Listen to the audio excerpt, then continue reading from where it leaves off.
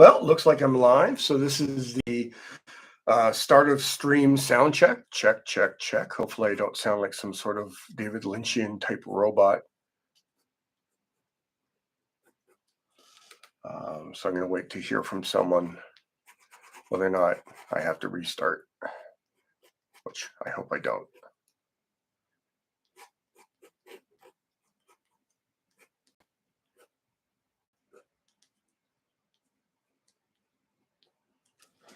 Hello, Anzan. How you doing? Sound is good. Yay! Okay, that's part of the reason why I actually started on the Sandman piece earlier because there are some tricky bits. I just figured it would take forever, and it would guarantee I couldn't finish in the live stream. So I just switched. I wanted to be done this panel at least by today, and I'm pretty much done except for like maybe adding a few scrambly leaves that are still clinging this late in the season of the time of the story, and white paint, which white paint will happen at the end of this page. So, hello, Daniel. So yeah, so this is where this one's at. After I finish my month of Sandman, I'll get back to that, or maybe even further. I'll probably be further along. So what we got here is this morning I penciled Sandman piece in kind of like Edwardian Victorian garb. I traced off the logo from the comic book up here. And I knew this would take forever. It took me like an hour and a half, maybe less, start to finish, hour and a half to get that part right. And it's going to fade into lighter. So like, his hair will pop a little bit from the background, but he's going to be lit by a handful of sand. I don't know if you can see it that well, but a handful of sand down there. I gave him his helmet. I gave him like vaguely period clothing. So I think this is a pretty good start for a Sandman piece. I was tempted to like do Morpheus, but there's always going to be someone that goes, "Oh, Matrix," when it's not. Yeah, I saw when I was logging in. I broke 500, which is great. I'd like to say that I'm doing the Sandman thing to celebrate breaking 500, but I mean, most people saw the announcements when I made up my mind earlier this week. I had so much fun drawing Death last week. Also, my friend Taffeta, that I went, you know what? It's coming due. I haven't done a big donation to the food bank since Christmas. So here we are. We're in March. So I'll do this. I think everyone's already seen. Oh, I did some tweaking after because my French spelling. There's the Death I did last weekend. And I went back in. I matted out some of the shiny ink, and I corrected Le Petit Mort. Instead of like having GE here and nothing there, I had to swap them because that was right. And I did a little bit of like rubber stamp finish on the boots just to make them a little darker.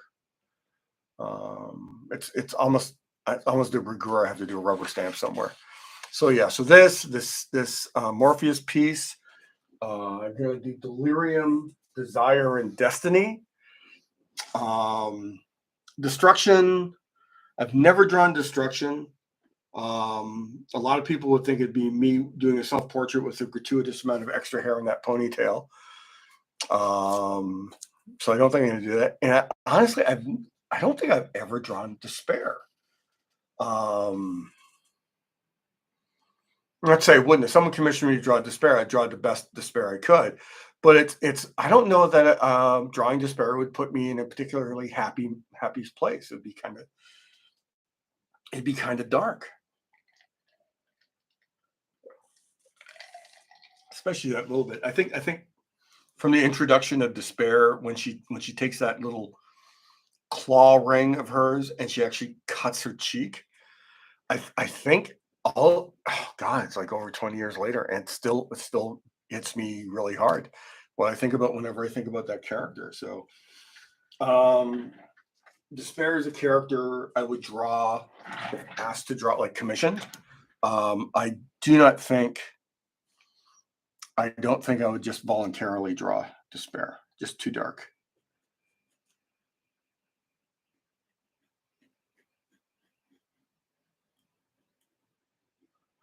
So I'm doing good old Morpheus and vaguely late Edwardian, maybe late Victorian, early Edwardian. Who's the king for Ed? I can never remember. I want to say Albert, but it's like I can't remember that stuff. I'm a terrible colonist or colonial. That's more accurate. I did see Dune 2 this week. If you guys saw me posting some Dune art from I did from around time of the first one. Wow. Now I loved Villeneuve's first Dune, and once upon a time I kind of really liked the David Lynch Dune. I like the weirdness of it, but doesn't really do it all for me anymore. But yeah, so good. So many things cut out, of course. Still, even though he's got like another, I think it went over 2 hours again. So he's got about 5 hours of Dune movie that he's made, and he's still having to cut plot lines and characters and bits. There is apparently a huge amount of stuff on the cutting room floor.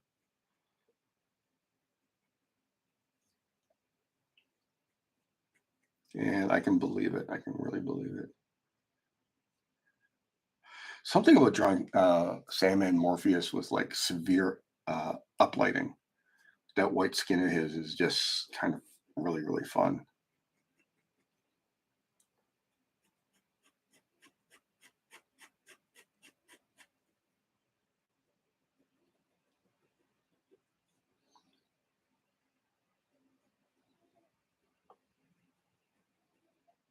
Lots of super fine rendering here.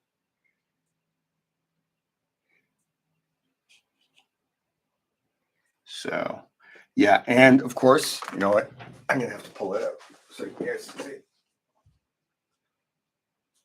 I saw Dune.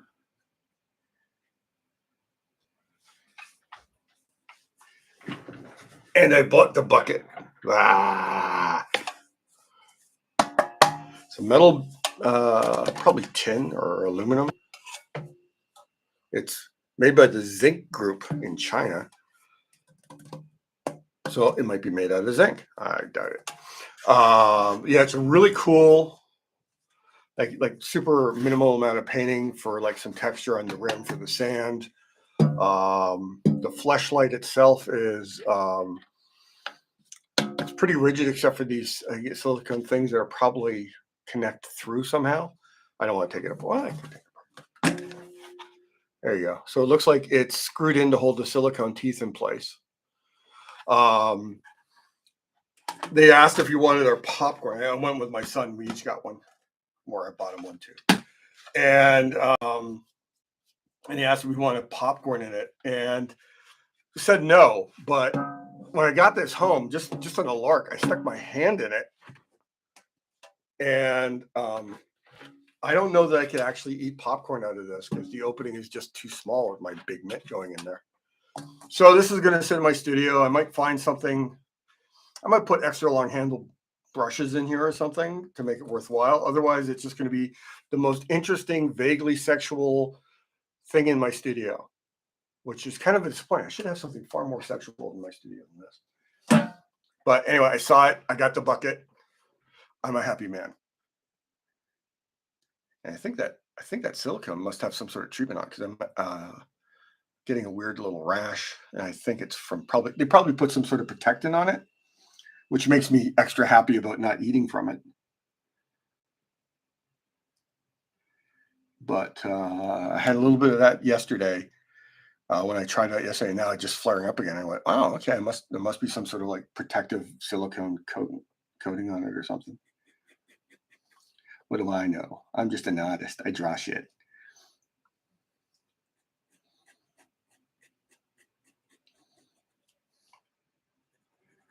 Probably going to go back in over this with some thicker pen to make those lines a little darker. It's getting a little too scratchy in there.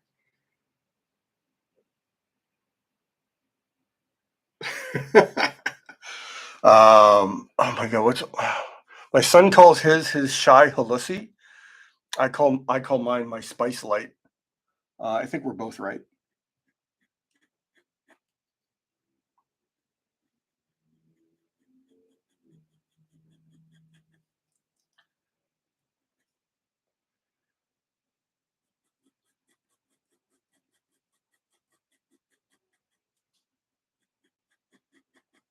I just want to get those initial eyes right.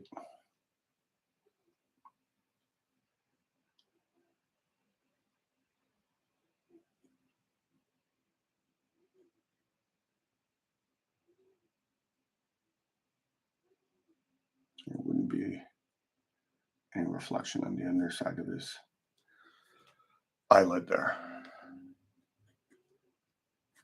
Give him big flaring cheekbones.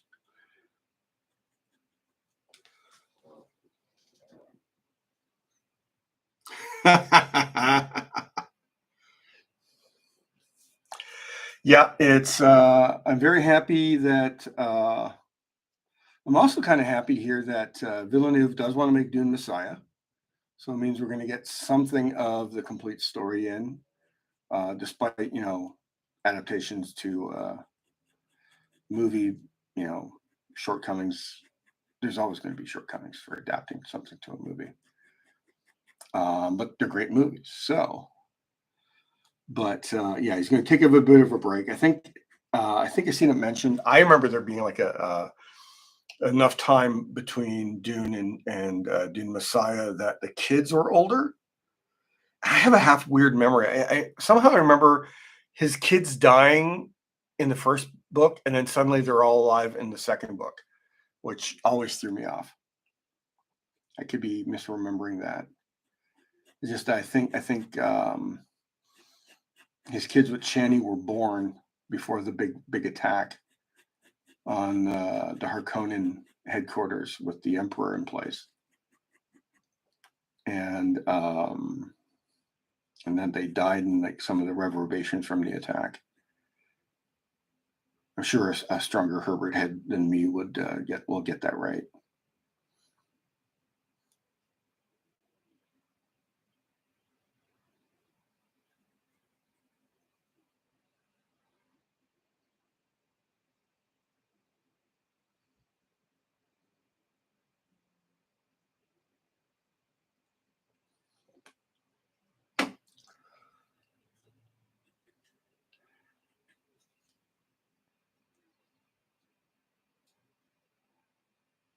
Something of a heavier line there to imply more of a shadow.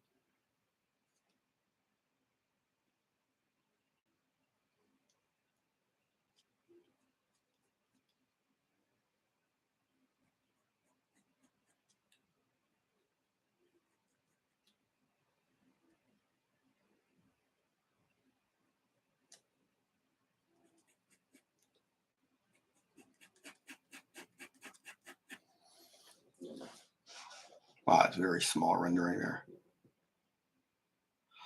Well, I gotta say, yeah, Lynch's Dune is very 80s. It's very much his thing.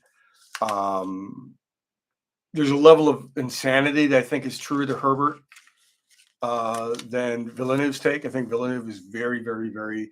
This is a literary adaptation. I'm going to approach it as such. Um, but I feel that all the work that Villeneuve and all the cast and crew did to get the first one that good really paid off here. In terms of like just narrative setup, the first few minutes. I mean, you have like a recap with Princess Irulan. Then you immediately cut to very little. I'm only going to talk about the beginning of the movie. Then you cut to our two main leads being escorted to what was the term they used for their camp?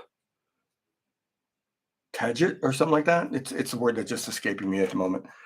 And it's like taking place like right after the last movie, which it has to. And then the timeline just starts accelerating. So much stuff happens in just a few months. and but without all the work setting things up in such a brilliant way in the first movie, I don't think he could have moved as quickly as he did with the current movie. It's just that level of smart filmmaking. Just 3. I'm looking for a 0-1 at the moment. All my pens are lying around. So jumping from Conan corrections to witch stuff to this. There we go. Whoops. Tap that. Just want this to go darker.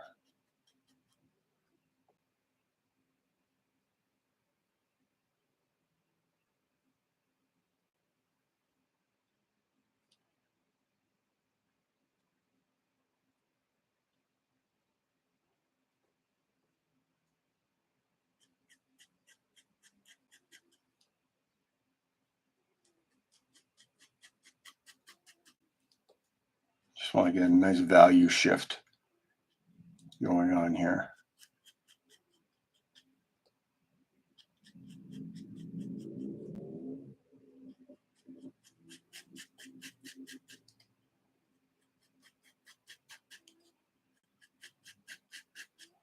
One of the tricky things with doing like white skinned characters is white doesn't really get super dark.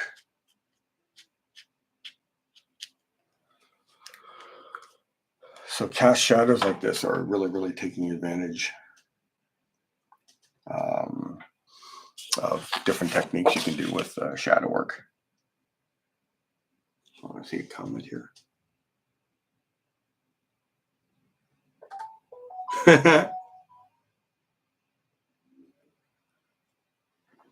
Yeah,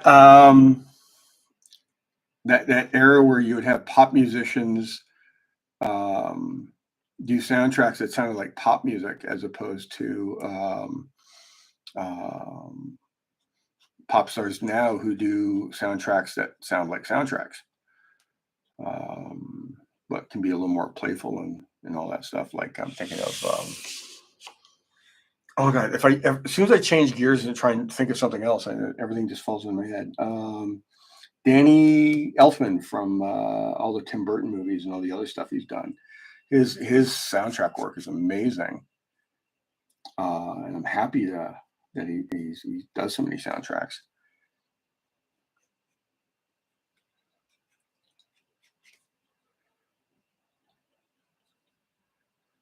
So those a little darker than the one. So I have to be a little more careful when I go heavy with it.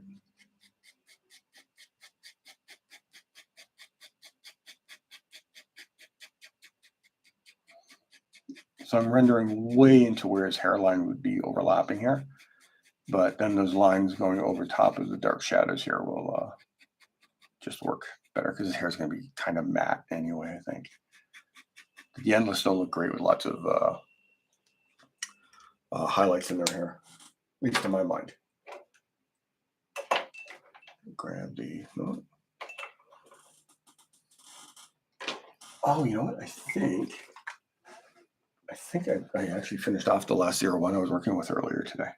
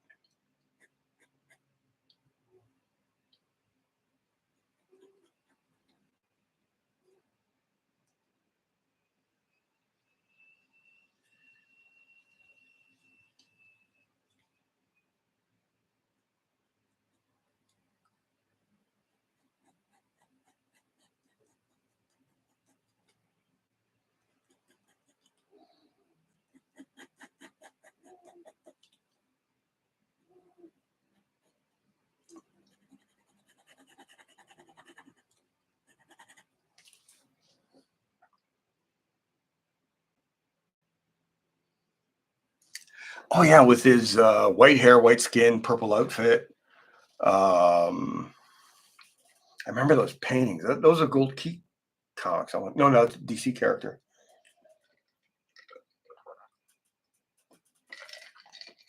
There was a Kyle Baker resurrection that just didn't land. He painted it, and this is in the age of the prestige format stuff, and it just didn't find an audience. I liked it. I was a fan of Kyle's work, so.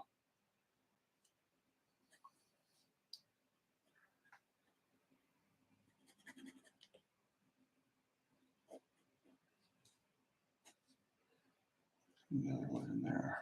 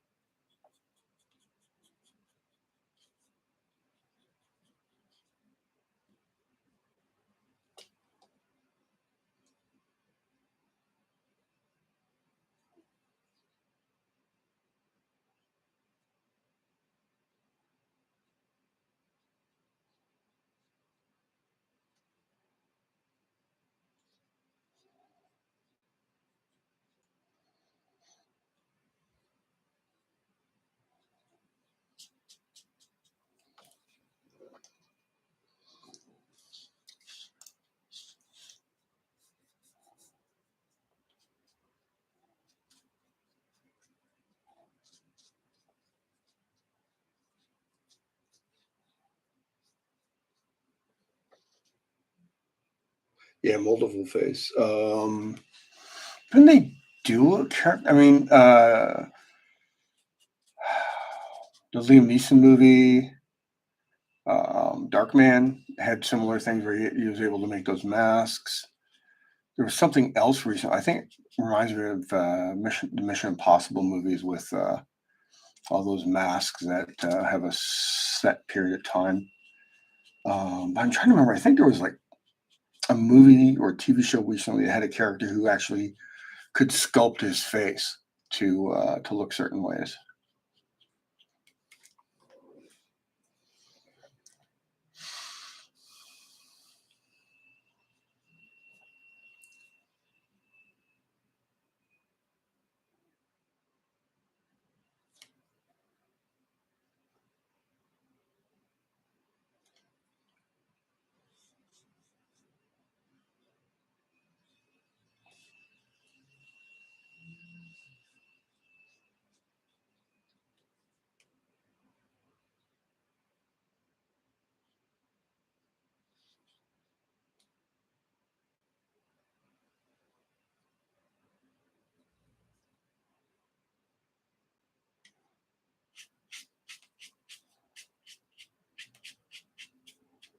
I don't mind some dry brushing underneath the hair when I'm rendering and stuff like this.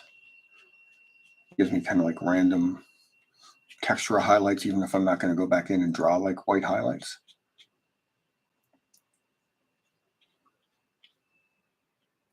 I did end up having to finally replace the brush on this Kuretake number 40. So this is a new brush, even though it's got, I don't know if you can see it if I hold it up. It's got a loose hair. I got to trim it with a razor after this session. See it? No, doesn't look like it's going to get in focus. All right. Anyway, so it's got like one hair just shooting off to the side. It's not interfering. I need the brushwork yet, but you don't want that, because let's say it dries and then it dries out at a weird angle. It can actually start damaging other adjacent hairs.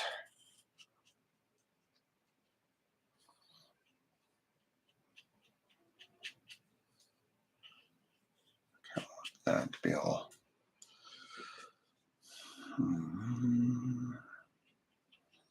So let's hide the hairline there. So let's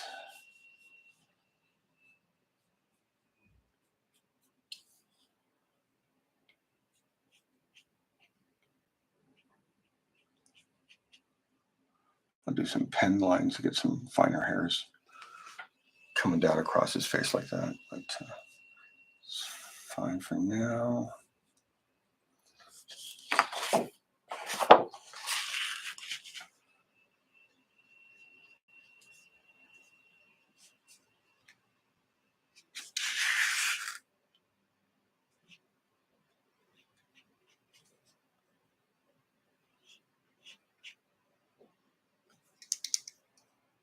Check the ink flow a little more carefully with the new brush.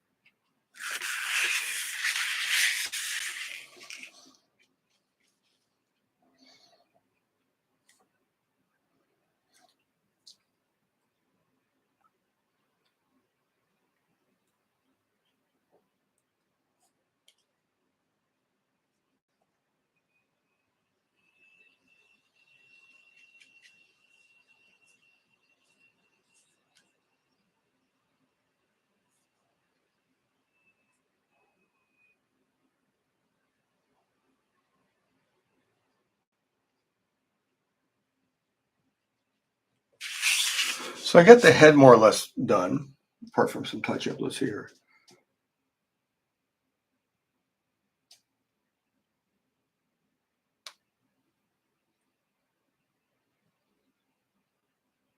Yeah, frozen by trauma, that's right. So the next hardest thing to do, and hope I get this right, is this stupid helmet. I couldn't find two pieces of reference that agreed with each other, even in the same comic, sometimes.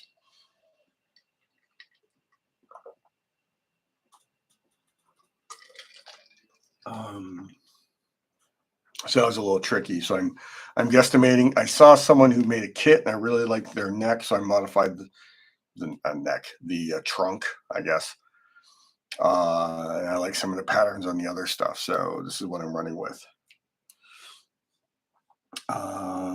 I drew this separately, on a separate layer, and then scanned it and put it in, so I could draw it at a bigger size. So all these things would make it be a little bit easier to do.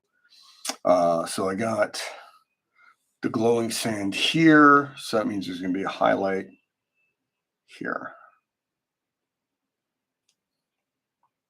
So I need to do my sketchy highlight.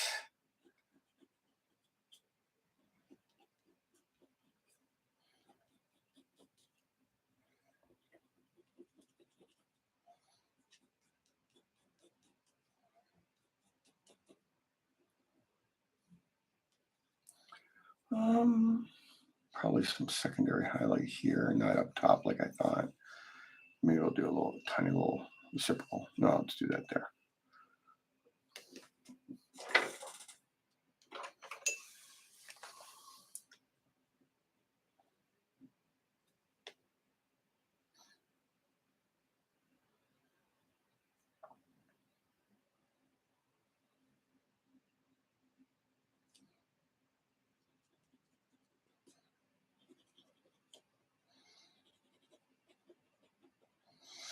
Tend to do, like, when I'm going around like this, layering, cross hatching, I do like infinite M's to kind of get that kind of closed off end of the line work here.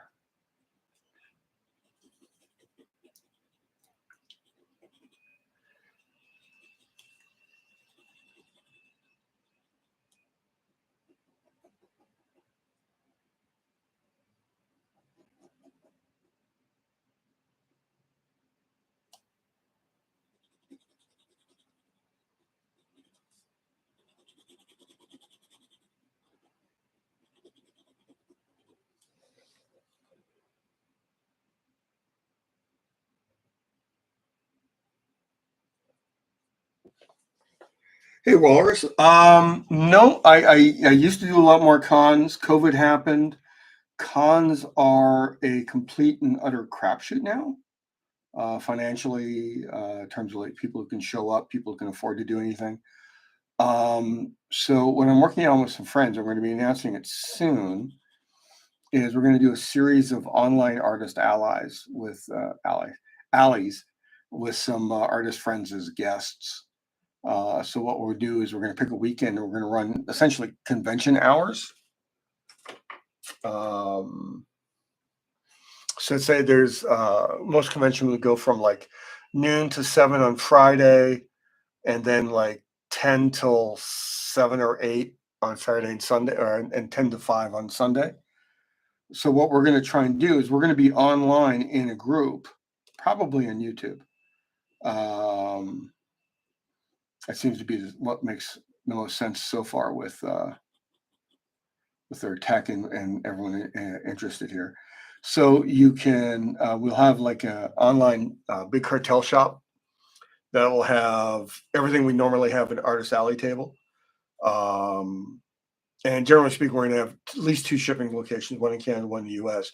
So our shipping situation will be a little bit more affordable for international. So like if you're ordering from Canada, you're paying for Canadian shipping. If you're ordering from US, you're paying for US shipping. So there's not going to be any sort of those weird dings that kick up ever since rates went up. So you're going to be able to, and also we're going to have convention sketches. We're going to open up those lists just a little bit before, like within the week after. We're going to promote for a good while, then we'll open up the shop and the stuff so people can like pre-book convention sketches. And honestly, apart from the now full $25 a month prepaid commission on my Patreon, these cons are probably going to be the only commissions I do unless I do something weird in my shop. Like I was talking to a friend of mine and he was trying to convince me to do all these backlog of sketch covers I got as things. So I theoretically could open on my big cartel a sketch cover, but I'm of a mind that I think I want to limit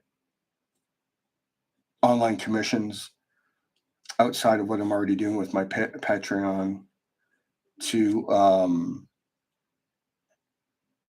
I just got a weird message. All right. Just to get that right. So yeah, so commissions are only going to be through these online events for the foreseeable, because all the slots at my Patreon are all full right now. They went really, really quickly. I was going to open it up. There was 2 people. One person who suggested the idea, missed out on it.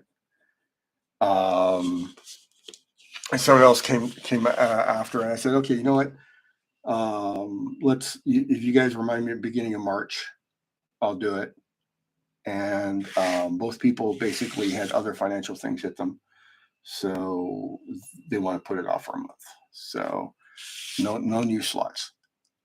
And I'm a little reluctant to get too crazy with adding more slots. Like 2 a month is probably the most I can handle with my current workload. So I'm not, and already the first batch was for 3, and so 11 months down the road, I have to make time in my schedule. Well, it's good to know in advance, but I have to make time in my schedule for 3 11 by 17 commissions. So I'm happy to have them and know that they're coming along. I'm happy that I figured out a way that people can afford my larger commissions buying it a piece at a time. I'm perfectly glad of the opportunity to offer that to people, but I don't want it to get out of hand. It'd be so easy to say, oh, look, I'll just keep adding more every month. But there's no one trying to set up a demand in advance. I'd much rather just not do them. That sounds lazy. That might sound lazy.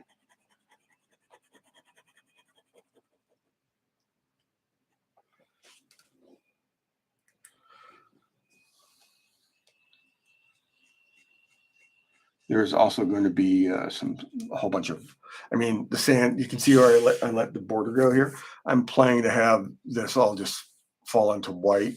So I'll be some like white paint splattering into dry brush here, white paint splattering into the black shape of his jacket and the background and everything here. And this is going to be like coming from black to a dark gray. So it's probably going to be black all the way through that. So I get to do rim lights in the back of the helmet. And his sleeve and all that stuff. But it's gonna be a nice white bleed away here, and I'll just sign it down here where it's black. So I think that'll work out quite nicely.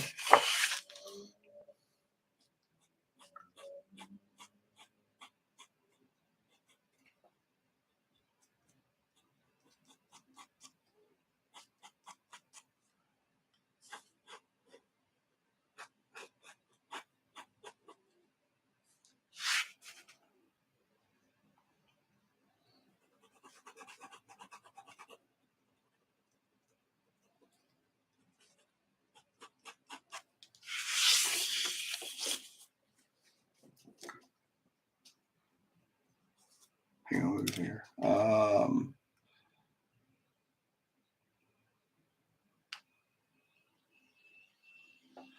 Yeah, I gotta say, all the hardship and struggle, and every career has hardship and struggle in it. I mean, there's a learning curve to getting good enough people wanting to buy your work.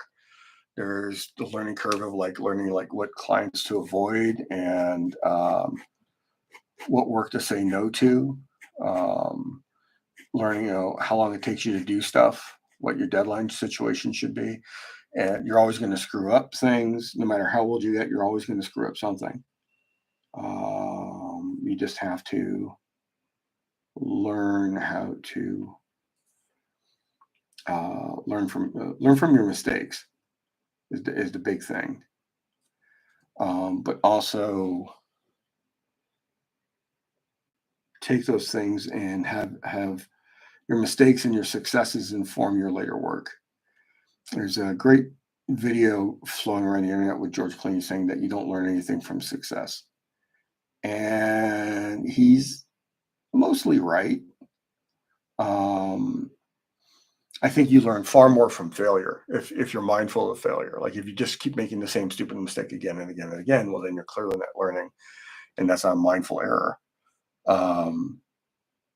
But I do think you can learn things from success, but only in the context of your work as a total in total. And you're also going to be beating up this helmet because the helmet's so beat up. So let's say you do a cover and it's super popular and everyone's excited, and you sell the original art for more money you've ever sold an original art a piece for. That's that I would call that a success. But then the problem becomes if you only learn from your failures, what can you possibly learn from like that? Well, one of the things you have to do is you have to examine your work. You have to, as an artist, you have to be mindful of like, how did something get better? Any artist who runs around saying, "Oh, I don't know why one thing I posted was popular and the other thing I wasn't." There is always a risk of chance. That's always happening. But I think you can judge it. Like, was the drawing sexier? Did it involve characters you haven't drawn very much?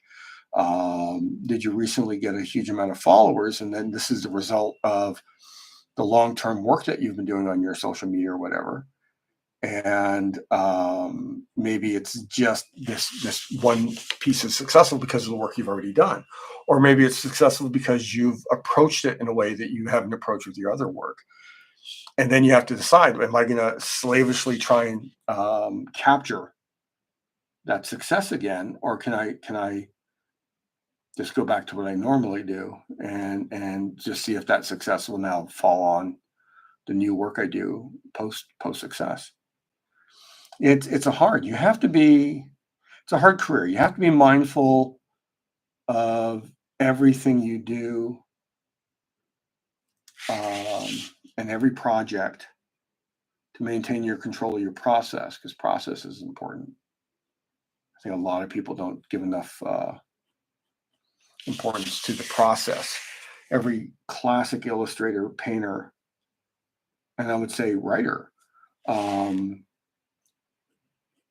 always has a system of how they approach a piece of work, unless they're purely experimenting, which I've done from time to time. And you can't learn from an experiment until you try to replicate it. Then it becomes a process in and of itself.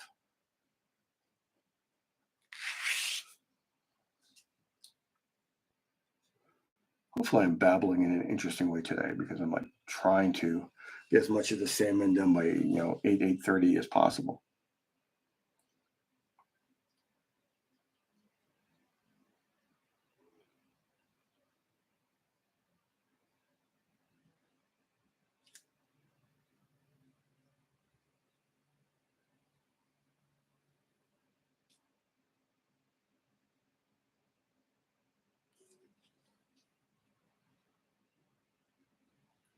DJ Throggy, is what going to cost anything?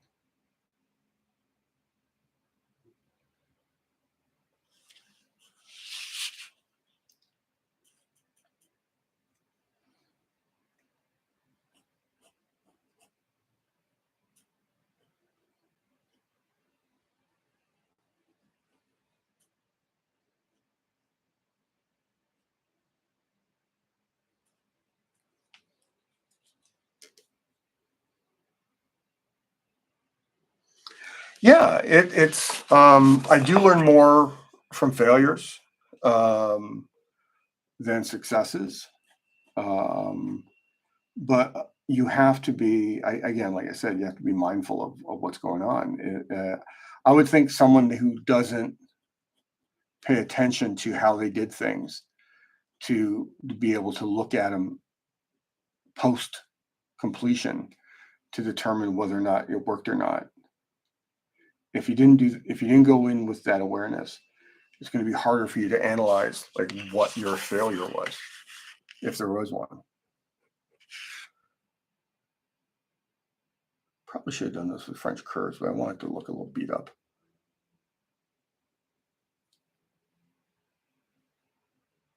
Is this on camera? No, it's not on camera.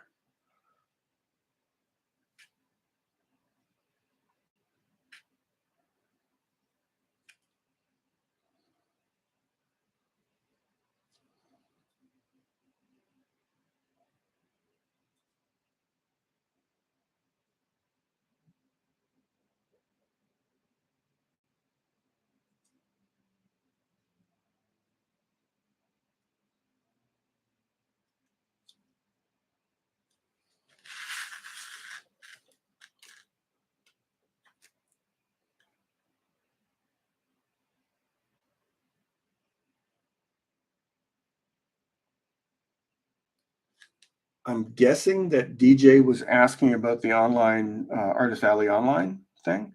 Nope, it's only going to cost you something if you buy something, and then you're paying the price for it. So if you buy a commission, you pay for the commission and shipping. You buy a commission, a sketchbook, and you're buying from we're probably going to try and have at least 4 artists per event.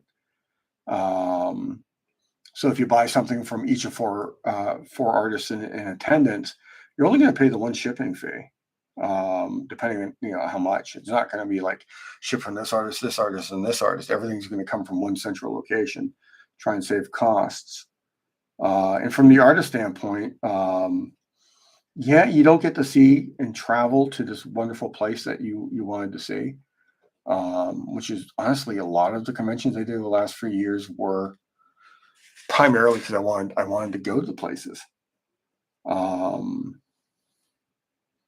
Now I think if these online events work, I think it's very likely my travel will actually be for leisure. I'll actually see friends, like just go to places and see friends for a change, as opposed to continually spending a whole weekend in a convention center and rushing around for a day or two to see a museum I liked or a restaurant I liked last time I was at a certain location. So that's what I'm liking about it. So I mean, it's like I really want to go to New York. If I go during New York Comic Con, the hotels are all going to be more expensive, and I'm going to spend all my time work and business socializing. Um, not to guess, not able to see the things in New York I really want to go to. Um, Probably not likely to see my friends who live in New York City because we're all rushing around trying to see the people from out of town. Um, Not seeing any shows. I mean, New York's full of great theater. I'd love to take some time for that. God, that helmet's a lot. Um, yeah, I'd like my travel to return to being a pleasure as opposed to a chore that kind of eats up a lot of my travel time, the ability of my able. Blah, I'm just babbling now. I think I got the point across.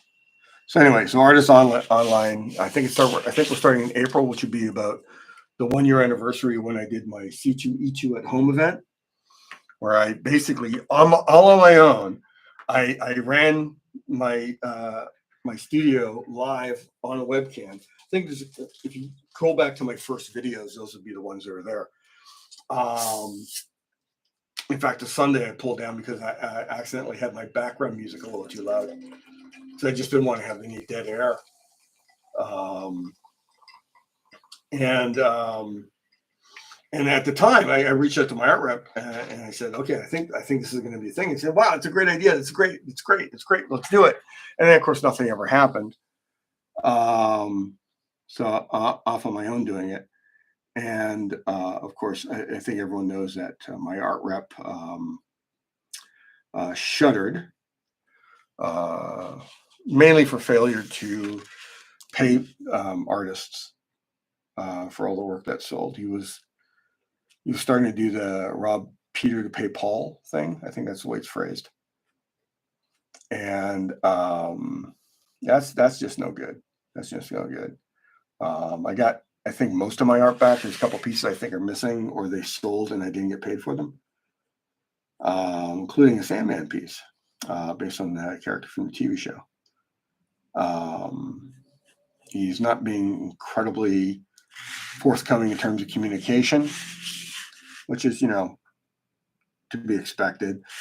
He doesn't owe me enough for me to want to go through court because I'm figuring it's like those court fees would eat up the money he owes me faster than anything else.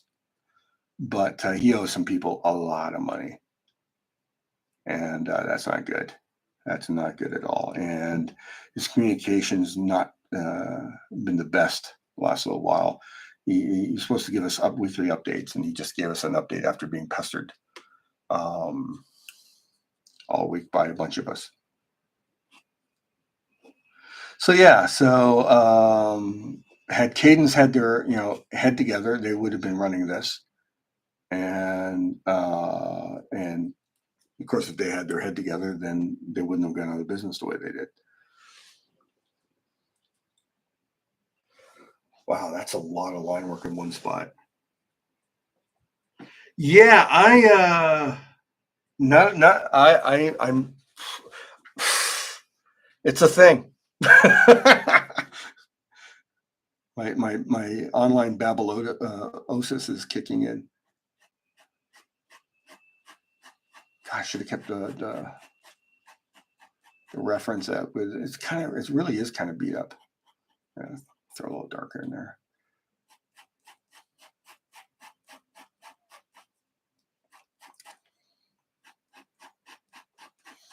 I'm going to render this. It's a really busy delicate. So instead of jumping up to a heavier, thicker one for here at the core shadow, I'm going to stick a 005 ballpoint.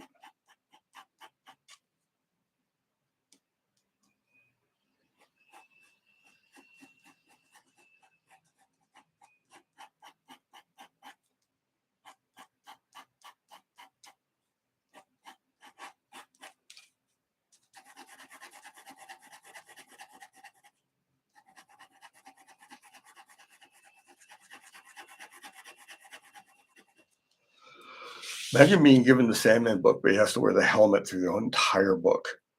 Oof. That might be a little harsh. I want to do.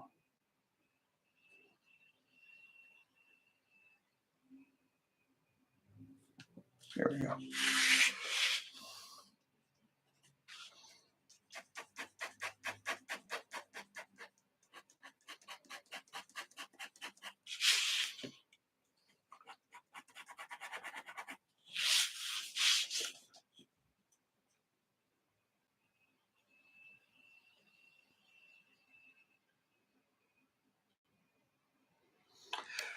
I don't know. Dave McKean might have designed the helmet because he did a lot of design work for Neil because they were friends before the whole DC thing started.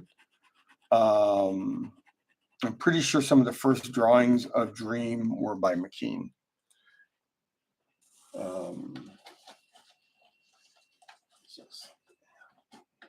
So 3.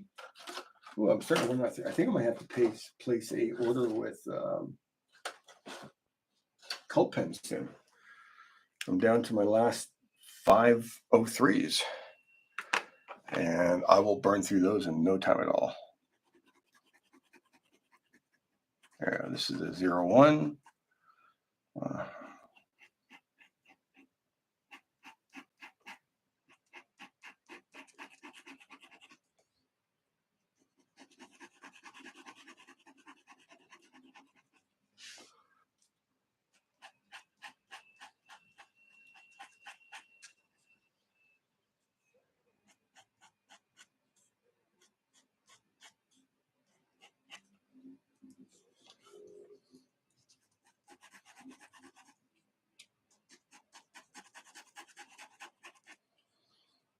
Question is, can I finish this in just over half an hour?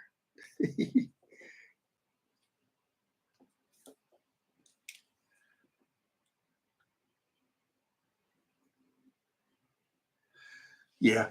It's it feels like he gave him the items of power because things in fantasy always had items of power, and it was a lovely little touch for the solution to that one storyline for Morpheus to go, you know what? I made all this stuff. These are my things of power because I put my power in them. Why don't I just take my power back?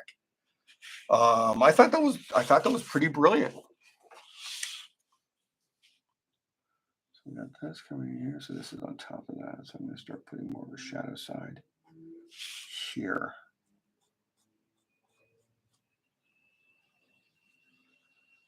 And I'm going to put more of a shadow side here.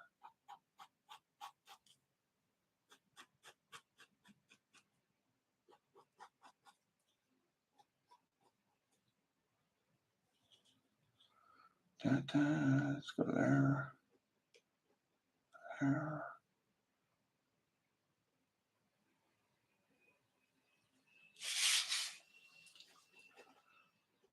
Problem with made up objects from your head, you start having to project shadows and you kind of go, oh God, does that describe the form properly? You never know, man. You never know.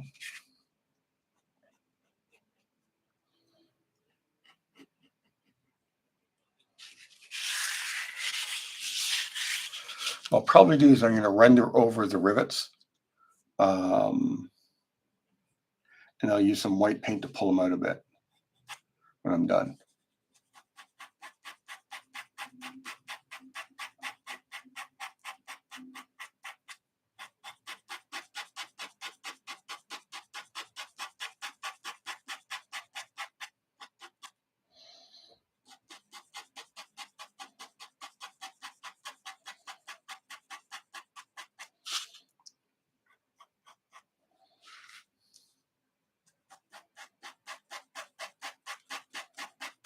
Here I'm almost dry brushing the ink down.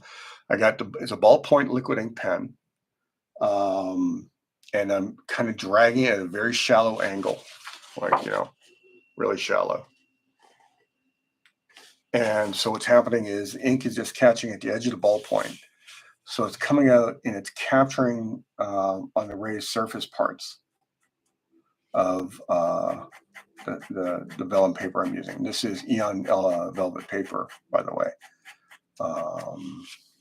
I just restocked before I ran out, which is great. I thought I was going to run out because I was using old bristle that I collected over the years. But I love this Eon vellum stuff. Not the stuff I did Conan for, because I wasn't able to.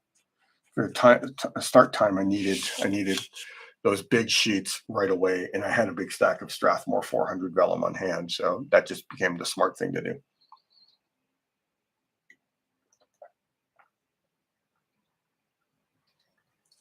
Excuse me, thirsty.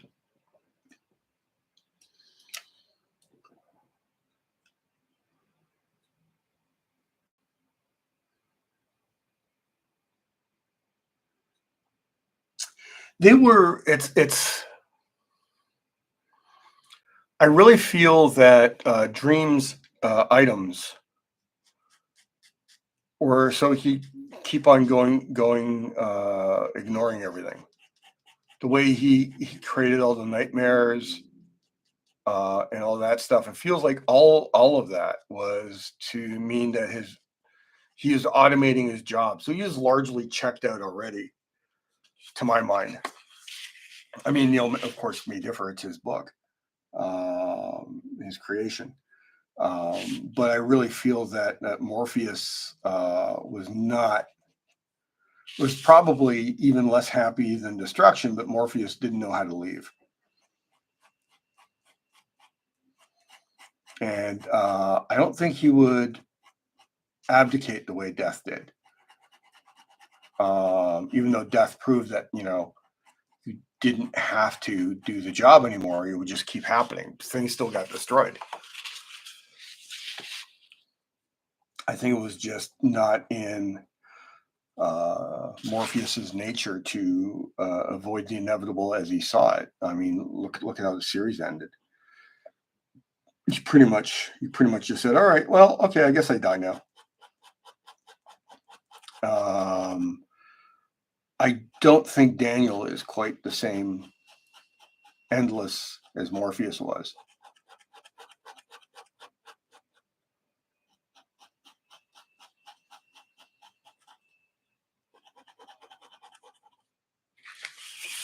How's that looking? That looking kind of crazy? That's looking kind of crazy to me, man. Again, like the rivets that are popped up here, I'm going to go back with a little bit of white paint later and just pull highlights into them.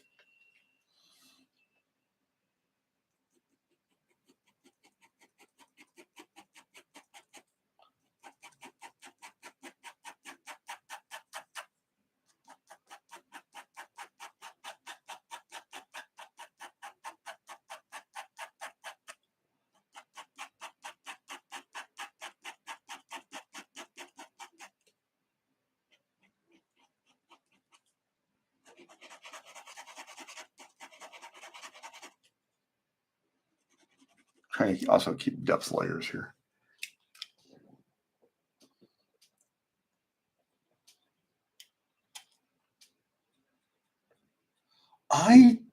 It's I do love Sandman Mystery Theater.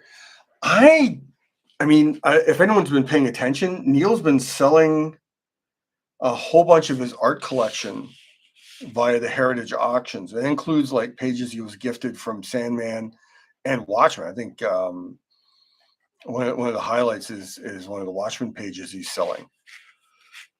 I mean, I think he's at least 10 years older than I am. So he's in his 60s. I got other friends in their 70s who are starting to what they call divest, unload the things that they don't want their kids to deal with.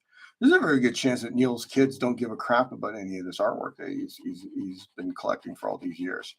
And as a result, and they may not care what happens to him. So he could be liquidating these things and with an eye towards, his very young son's future education. I don't think Neil needs that money. But who knows what things are going to be like in a few years economically for anyone. So he just might be saying, you know what, this might be the only time I can sell this work and get a decent value for it. So he's selling it. And with that in mind, in terms of like what he's doing, his novels are doing really well. His TV work is doing really well for the most part, as consistently as TV work can be. I wouldn't be surprised if he's actually gearing up to like a semi-retirement of some sort. I mean, he's been working constantly since the 80s. Here we are in the 2020s. I mean, that's like 40 years later. That's a good long stretch of work. So maybe he's looking to wrap it up. I would love to do a Neil Gaiman comic. Years ago on Twitter, we did have one of those little sideways exchanges where he's like, "Yeah, why didn't we ever work together?" And it's like, I know why. I wasn't good enough at the time. I think he was very kind to me, and I think he remembers me better than I was. But I would probably be looking at the work I would have done with him back then, now going, oh my God, I wish I was better. Look at that on camera. Let me get some more of the curve going here. Draw it out a little firmer.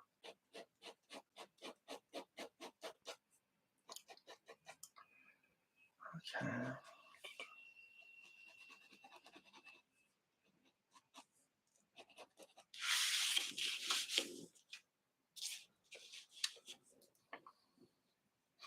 One of the things I'll probably do is I'll probably very carefully paint a white highlight on the rims here. So I'm going to go a little darker there so that rim shows up more.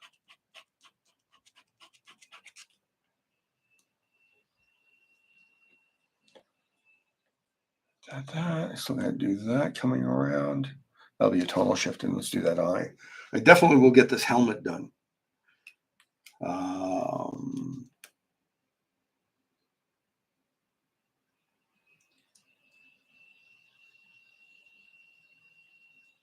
Yeah. Yeah, I remember just when I was hearing that the finished numbers and repeat viewings, which is apparently a big part of Netflix's algorithm stuff, wasn't hitting it for Sandman yet. So because I knew the story so well, I just certainly wanted to see certain videos. For about 2 weeks, I just let the whole series just play again and again in the Netflix queue.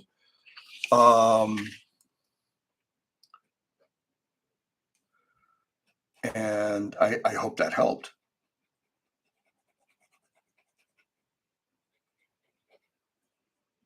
Just giving them that many views for something I already watched. I have a feeling as soon as the call went out, you're really going to have to watch this again. I think a lot of Neil Gaiman fans did what they were asked. I have no problem helping a fellow comics person, even though he's not really comics anymore. I have no problem spending some time helping out a friend. There are too few amazing success stories in comics to not want to help make another one happen.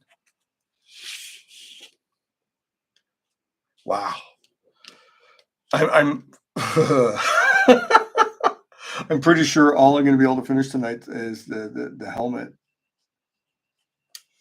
I just got to get the wrist a little nimble so I'm not completely wiping out of here.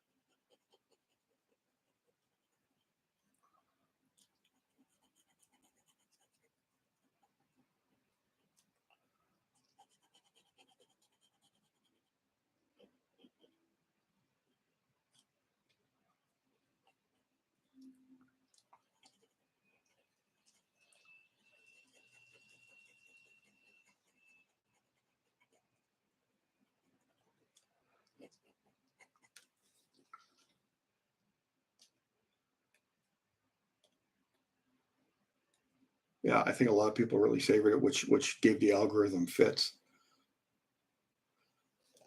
Um, I think I initially watched it over the course of. I think I watched an episode a day. So I think I was done the first season in just over a week. I think it was only 8 episodes initially. I could be wrong. Um, and then when the call went out for people, more people need to binge. I was like, all right, okay, I can do that. I can do that. Did I explain what I'm doing in terms of like selling these pieces at all?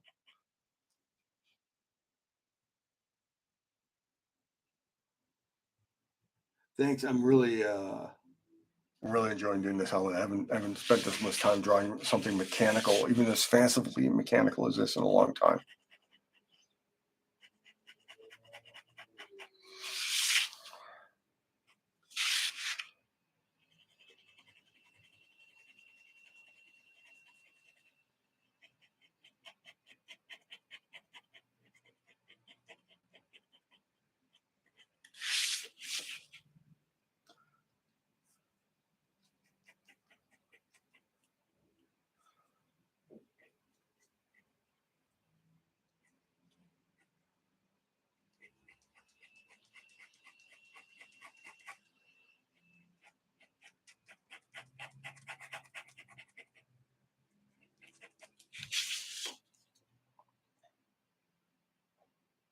Yeah, it is. Yeah. So, in case I didn't explain it this stream, it's explained in the links that I post. But what I'm doing is that first death I did last weekend, but not on stream. I just did for myself, and this and the despair and sorry, no, the delight, delirium, desire, and destiny. Just five. I'm going to put them up on my big cartel when this is all done. And any of these go, everything's going to go to my local food bank because it's been a while since I've given a significant amount. And the news stories are not good. People need help, and this is how I generally do it. I sell my art for food banks. People get a nice piece of art. I get to help a cause I believe in. It's a win-win all across the board.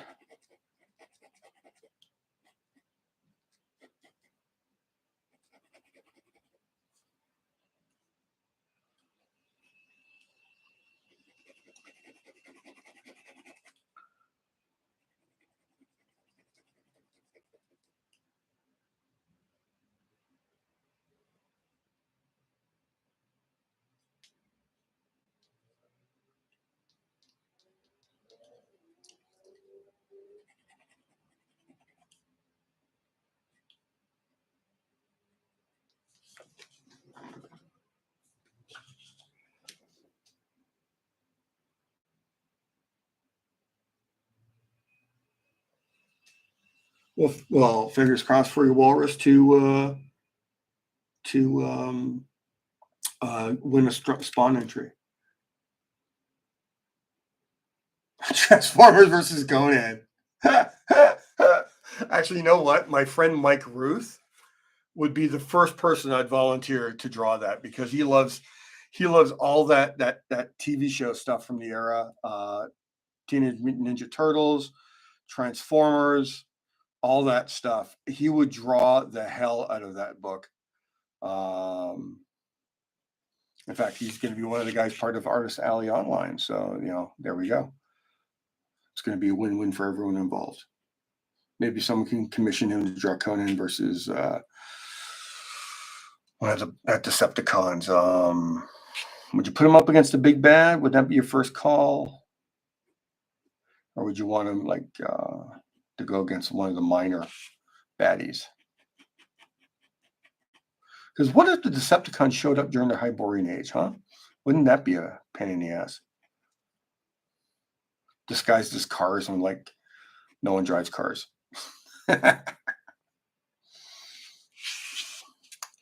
Okay, so I got That one's showing here. Another one showing here, so I'm going to put that there. Sorry, mumbling to myself as I figure out shadows.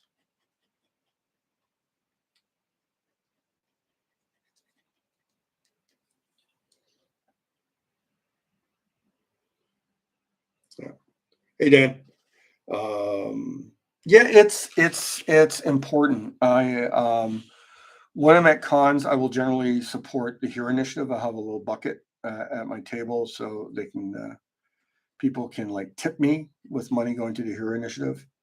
I've done a few cons as a guest of the Hero Initiative. That was lovely. I mean, they're helping comics people who who desperately need help. So I'm a big fan of what they do.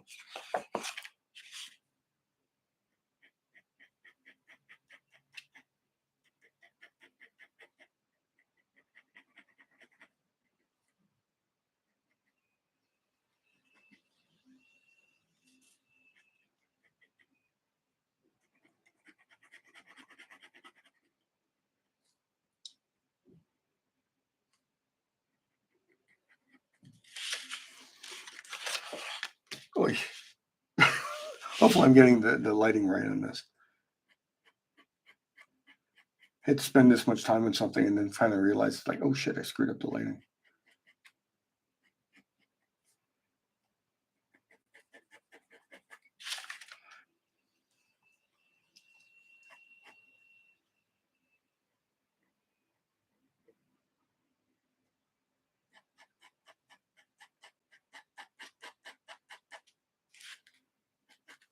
It's traveling right across there. So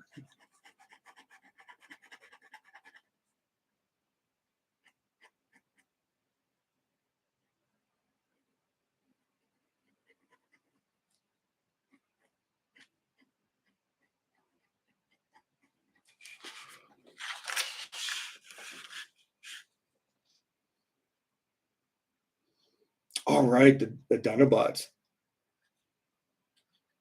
Yeah, that'd be cool. That'd be cool. Didn't they have like a T-Rex that Optimus Prime rode in one of the movies?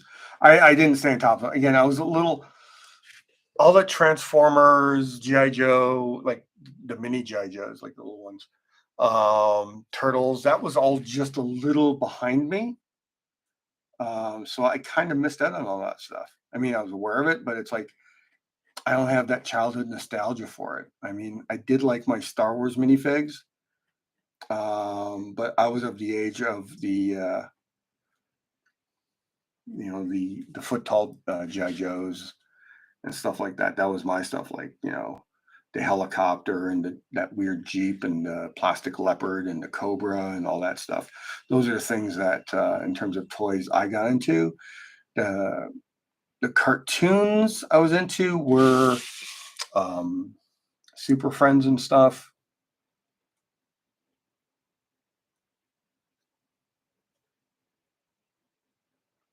They had a Tarzan cartoon I liked, which was really weird because they reused the same like Tarzan traveling through the jungle stuff as Spider-Man swinging through the city and the webbing in the old syndicated series. Because it just kept having the same like swinging through the city, swinging through the city. All of that, and it was like Tarzan swinging through the jungle, swinging through the jungle. Just so repetitive, man. But I loved it when I was a kid. I loved all that stuff, man.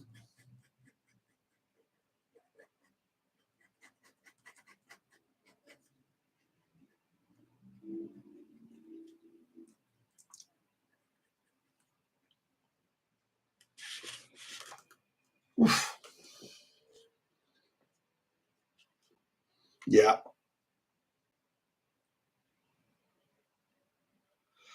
I remember my son wanting to see the movie. That was the only reason I went and saw the movie, because my son wanted to see it. And I remember, I think it was Megan Fox essentially spread out over the hood of the engine of a car, And I was like, that is bizarrely the most sexual shot I've ever seen. It was ostensibly a kids movie.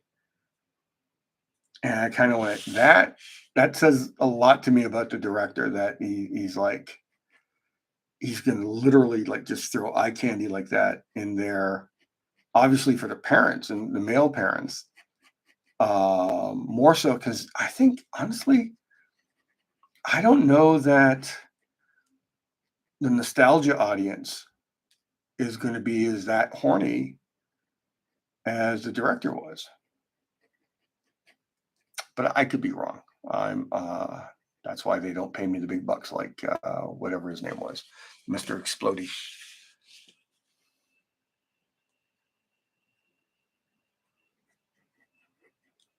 Boom, boom, boom, boom.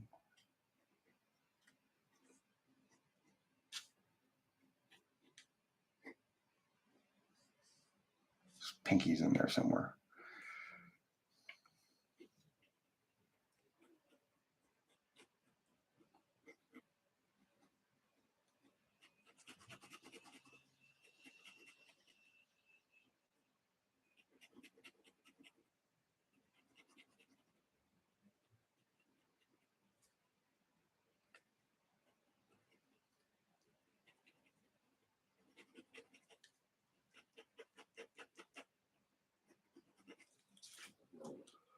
Does it feel like the light's like sliding down here? What was this? I can see here.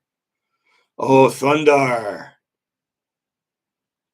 Has Michael Bay, was The Island actually good? I remember it being watchable. So I think we have a sliding scale of what good is. Um, yeah, that sounds about right. I mean, that weird kind of Conan inspired Kirby stuff. I think it had like blonde barbarian, giant Chewbacca guy. Did it have some like blobby things that look like schmooze from Little Abner?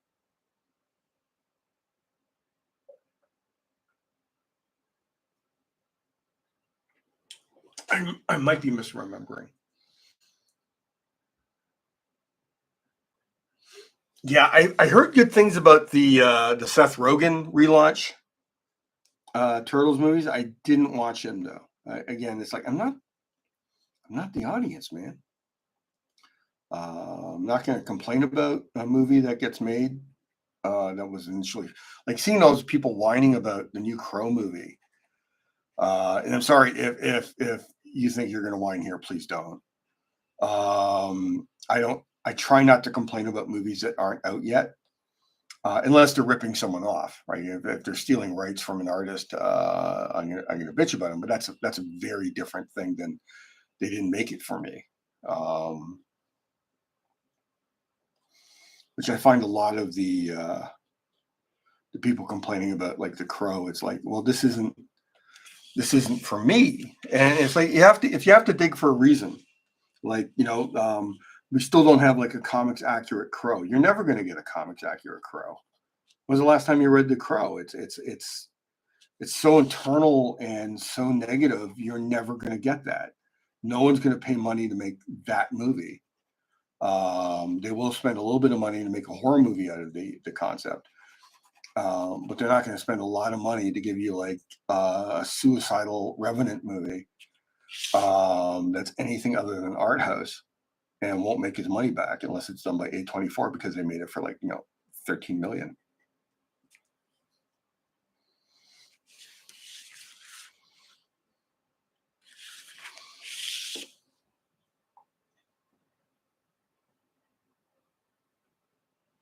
Yeah, I can absolutely. I'm a firm believer. I saw someone post this online that if you get a tax cut for refusing to release a movie, part of the cost to get that approved is to release it for free for public domain for I guess that tax year, um, with all revenue going to the government. So not free, but like on a service. So like you get a tax write off on Batgirl. And so that year, the federal government could turn around and say, "All right, who wants to carry Batgirl? What's your standard, streaming fees?" and we'll charge that. So the company gets its tax write-off. Fans get a movie to watch if they want. And perhaps some of the revenue generated from seeing the movie goes right into the government's pockets to pay up for programs that need it. So let's do that there. So this is going to be all in shadow now.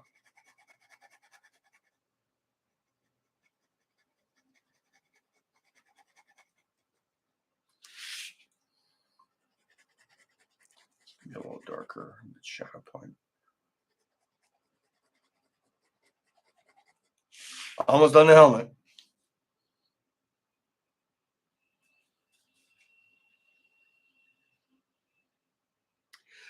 Will was so terrible. I tried. I always thought the movie Willow was like visually interesting, but a terribly told story. Despite how much I like Ron Howard in fantasy, but that TV series was so terrible. Oh my god, I feel so bad for everyone stuck in that. Because like soon as it, I think I managed to sit through 3 episodes. I gave it 3 episodes, and the writing was so bad. I just couldn't anymore. I feel so bad for the people trapped on that production, hoping to make a living out of it. I mean, because I don't want anything to be bad. Maybe that's a little Pollyanna-ish of me, but I want every movie to get a shot. I want every movie or TV show to find an audience and be good and worthwhile watching. Because I can watch something that's not made for me. That's not hard for me to do. But when it's just it's just bad. Oh, so much wasted opportunity. And the sad thing about it is, it's even when they're terrible, it's no one's fault. Wow, I think that helmet's done. Holy crap! My wrist is like burning from all the short scritching.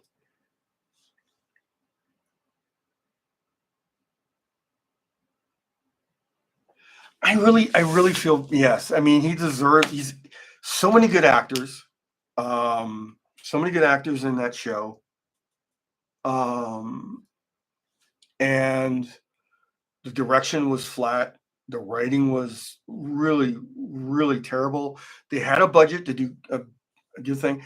It's like sometimes, they rush the writing and they run with the writers they're stuck with, rather than finding writers who can actually really, really nail the content.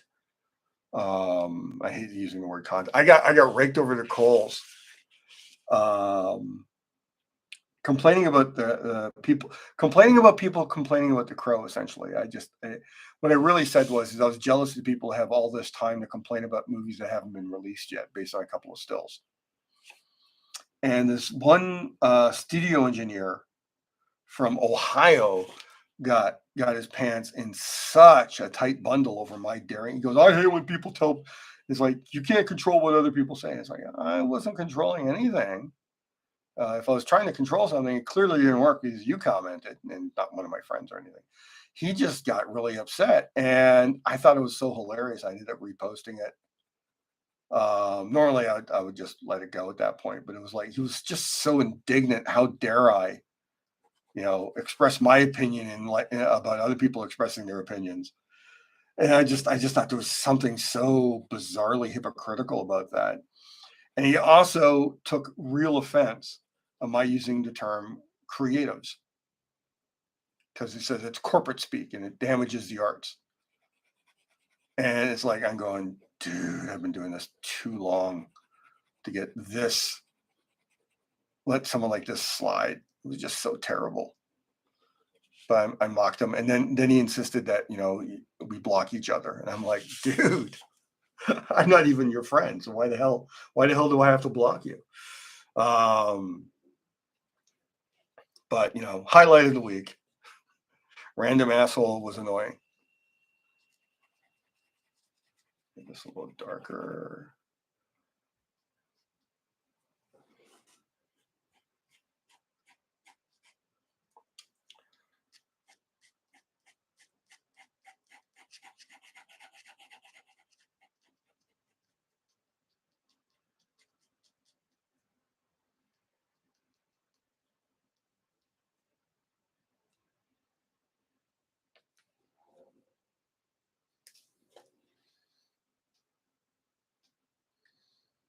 Yeah, I believe that. I mean, it's like the creatives being lumped in as a group. Yes, of course, there are executives who will immediately um, assume creative is a derogatory.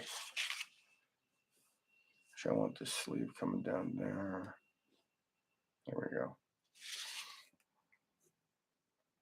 And of course, because I mean, we call them suits. I mean, it's like there's lots of derogatory terms. There's plenty to go around. But this guy was, what was really hilarious is he was just reacting. Someone must have shared it by mocking, the complaints over The Crow. Which, I mean, yeah, it doesn't look like it's a movie made for me, but I was like, The Crow was made, the first Crow was made for me, and I was like 26 at the time, and it landed perfectly for me. It wasn't a great movie. It had great moments and great characters and some decent stuff that held together to make it a watchable, worthwhile movie. But you know what? I didn't do the rendering here on the outside. I still got to do that. But it's like, let this generation of people have The Crow. And it's like when people turn around and say, well, it's not adapting the comic book. And it's like, of course it's not adapting the comic book. Comic book was written in the 80s, adapted in the 90s, and they made changes to make it work in the 90s. And here we are, we're in the 2020s. Tell me they're not going to make changes to make it work in the 2020s. Now, it may not work, it may flop. And then all these people who complained about it are going to say, see, we told you. And it's like, no, you didn't. You just complained. If you want to show studios how to make good movies, make good movies. See, the only thing studios will learn from, and this is what this weird Ohio punk really thought. So, well, maybe if we can keep criticizing, they'll finally listen. And it's like, nothing tells me someone's a creative baby faster than someone, maybe if we do this shitty thing that's never worked in, 20 years, maybe it'll finally work. Nope. The only thing that ever works, the only thing that ever moves studios to do anything is to chase success that they see someone else making. It's like all the superhero movies we have. I mean, the first Superman movie did really well, so they filmed a bunch of sequels. If you dig back, you're going to see there's a whole bunch of other people who did their best at trying to create a knockoff superhero thing at the time, but realized it was all too expensive with the tech we had at that time, and it ended. Years later, Batman comes along, Tim Burton Batman. A few people try and make a few superhero movies. Some of them are not terrible. Some of them are pretty terrible. That's in the area where we get, The Crow. That's where we get Blade. That's where we get a couple of pretty decent, moderate budgeted superhero fare. It wasn't until I think Sam Raimi's Spider-Man is what really made people think, okay, we can go with this. Then you got a decent X-Men movie, not a great movie, a decent one, and you get a really good Iron Man movie and a really good Batman movie, and suddenly we have a superhero gut because now people know how to make them because people made good superhero movies. And of course, what happens as soon as you get a bunch of people making good superhero movies, you get a whole lot of people making bad superhero movies. And they can also be the same people who made the good ones. I liked Eternals, but I know exactly why people were turned off by it. It wasn't a fun film experience. And for everyone complaining, it's like, oh, they gone woke and everything. That has nothing to do with it. What has to happen is the film has to be enjoyable by the specific audience it wants to reach. And that doesn't mean toxic fanboys. It means people who spend money at the movies. They don't care what the toxic fanboys go see. They're such a small percentage of the population. They don't really matter. Tempted to put a pattern into this. How are we doing time-wise? Oh, it's 8:30. Shit. All right. Yeah, I really think, yeah, I agree with all all that. There's been a lot of bad superhero movies, been a lot of good ones. All right. So what I'm going to do is at some point this week, I'm going to steal the time to finish the Sandman. And I'll post it on social media, the usual Blue Sky, Instagram, Facebook. So I'll do that. And prior to the next session, I'll pencil up the. I think it's Desire next or Delight or Delirium. I'll pencil that up in advance, and so I'll work on that, and I'll show this again when it's done. It's honestly the hard part's done. Tracing the logo, that helmet, and the face. All the hard stuff's done. Believe me there. Actually, I want to get that shadow up there a bit more.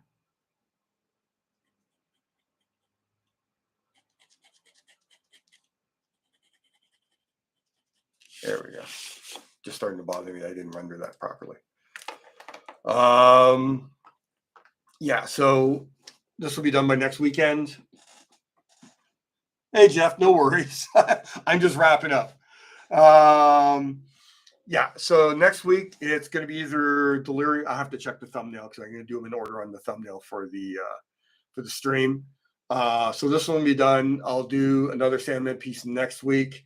I'll probably, you know what? I'm going to probably do a new logo per character, or at least some writing on it. Like I got Le Petit Mort on the death piece. So there'll be some writing in all of them just to make it like a theme. But I feel the Sandman works on this one, and I'm just going to let this disappear into white here in the bottom. So all that sand's going to be running through his fingers, and it's going to turn into like a white cloud. And might even paint away some more of the edge that I've drawn in here. So the helmet's all done. That was a lot of work, and the head's mostly done. So you guys, you have an amazing week. Hope you have a great time. I hope you get to see Dune if you're so inclined. God, it would be great if there'd be like I could do like spoiler full language. Talk about it in detail. Other than that, next Sunday, 7 p.m. Eastern Standard Time, I will be here. I hope to see you all there. Bye.